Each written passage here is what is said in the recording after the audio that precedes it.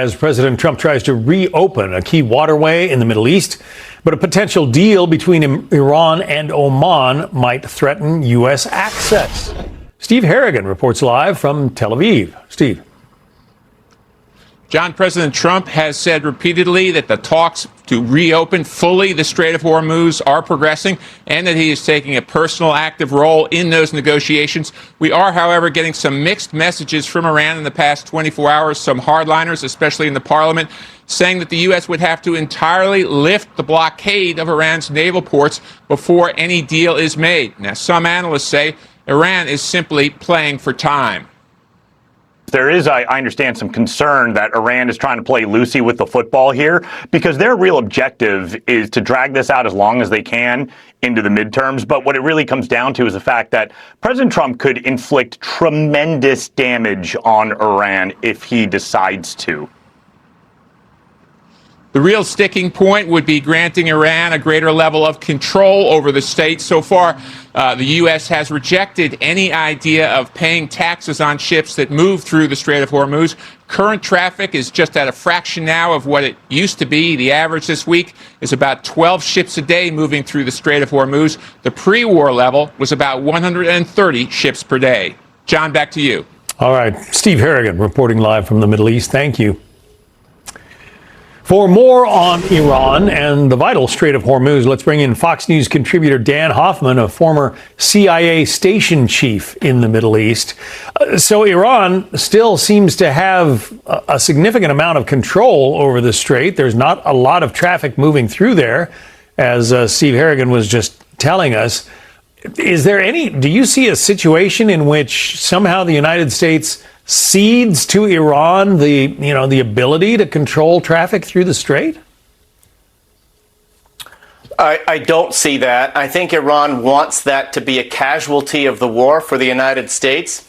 Iran wants to be a gatekeeper for the Strait of Hormuz. Now, whether that involves receiving some revenue, imposing tolls, that's another question. But I think Iran is still negotiating over the fate of the Strait of Hormuz.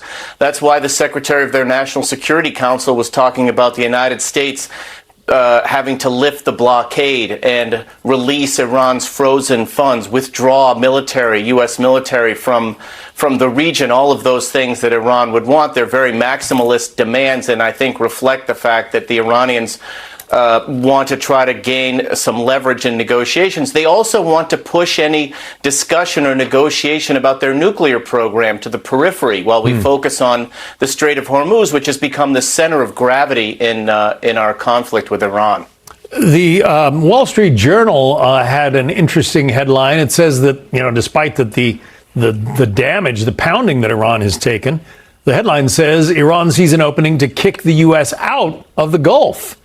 And it goes on to read that though Iran has taken a devastating military beating, its leaders now see an opportunity to use negotiations on ending the 6-month war to dislodge the U.S.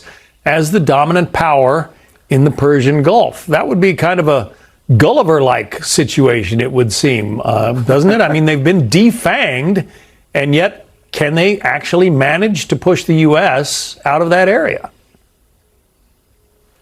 Yeah, well, it's a bit of counterintuitive analysis because we've destroyed Iran's industrial base and definitely degraded and destroyed much of Iran's military capacity, their ballistic missiles and their drones and their nuclear program. But all you have to do is look back at the Iran-Iraq War, the first Gulf War in the 1980s, which was fought for over 8 years, and Iran was subjected to chemical weapons from Saddam Hussein's regime.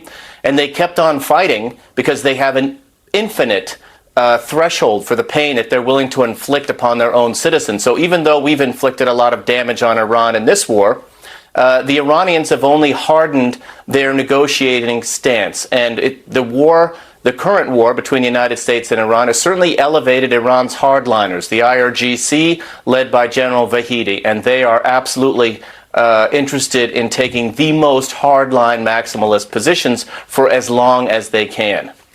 Vice President J.D. Vance is involved in the negotiations. Here is his latest assessment of where things stand.